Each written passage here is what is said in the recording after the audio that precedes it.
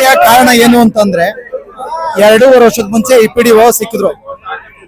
10 ಗಂಟೆಗೆ ಬನ್ನಿ ಅಂತ ಅಂದ್ಬಿಟ್ಟು ಇಡೀ ಅಧ್ಯಕ್ಷರು ಸಮೇತ ಸೇರಿ ಎಲ್ಲಾ ಮೆಂಬರ್ ಸೇರಿ 10 ಗಂಟೆಗೆ ಬನ್ನಿ ಅಂತ ಹೇಳಿದ್ರು. 10 ಗಂಟೆಗೆ ಬನ್ನಿ ಅಂತ ಸಾರಿ ಹೇಳಿದ್ರು ಕೂಡ ಒಂದು ದಿವಸನೂ 11:30 12:30 MLA ಯಾರು ಹೋಗುದಿಲ್ಲ. MLA ಪಾಪ ಇದೇನು ಪಾತ್ರ ಇಲ್ಲ, ವಾಸ್ತವ್ಯ ಇಲ್ದಿದೆಲ್ಲ ಹೇಳ್ಬಾರ್ದು. MLA ಇಲ್ಲಿ ಎಳಿಬಾರ್ದು. MLA ನಿಷ್ಪಕ್ಷಪಾತವಾಗಿ ಎಲ್ಲಾ ಕೆಲಸ ಮಾಡ್ತಾವ್ರೆ, ಅವ್ರದ್ದೇನು ಪಾತ್ರ ಇಲ್ಲ. ವಾಸ್ತವ್ಯ ಹೇಳ್ತೀನಿ, ವಾಸ್ತವ್ಯ ಯಾವ್ದನ ಒಂದ್ ಕೆಲ್ಸಕ್ಕೆ ಬರ್ಲಿ 1:30 ತನಕ ಪಂಚಾಯತಿಗೆ ಬರಲ್ಲ. MLA ಸುದ್ದಿ ಹೇಳ್ತಲ್ಲ ಅಮ್ಮ. ಆಯ್ತು, ನಾವ್ ಮಾತಾಡೋಣ ಒಂದ್ ನಿಮಿಷ ಅಲ್ಲ, ಒಂದ್ ನಿಮಿಷ.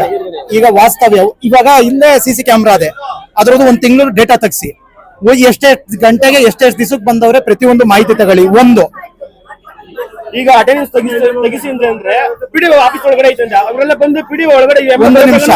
ಈಗ ವೈಯಕ್ತಿಕ ಅಂತ ಹೇಳ್ತಾರಲ್ಲ, ಜನಗಳು ಸಾರ್ವಜನಿಕರು ಕೆಲ್ಸಕ್ಕೆ ಬಂದ್ರೆ ನಾವ್ ಯಾರನ್ನ ಮೆಂಬರ್ಗಳು ಆಗ್ಬೋದು, ತಗೊಂಡ್ರೆ ಕೆಲ್ಸ ಆಗಲ್ಲ. ಯಾರ್ಯಾರು ಬಂದು ಡೈರೆಕ್ಟ್ ಆಗಿ ವ್ಯಾಪಾರ ಆದ್ರೆ ಕೆಲ್ಸ ಆಗಿರ್ತದೆ. ಅದ್ ಹೆಂಗಾಗ್ತದೆ? ಮುಂದಿನ ಹೋರಾಟ ಇನ್ನೇನಿಲ್ಲ. ನಮ್ಮ ವಾಸ್ತವ್ಯ, ನಮಗೆ ಭ್ರಷ್ಟ ಅಧಿಕಾರಿಗಳು ಬೇಡ, ಉತ್ತಮ ಆದವ್ರು ಯಾರನ್ನ ಹಾಕಿ. ಆಮೇಲೆ ಸರ್ಕಾರ ದಯಮಾಡಿ RDPR ಇಂದ ಖಾತೆನ ಸಾರ್ವಜನಿಕರಿಗೆ ಉಚಿತವಾಗಿ ಕಮ್ಮಿ ಬೆಲೆಗೆ ಜನಗಳಿಗೆ ಅನುಕೂಲ ಆಗಂಗ್ ಮಾಡಿ.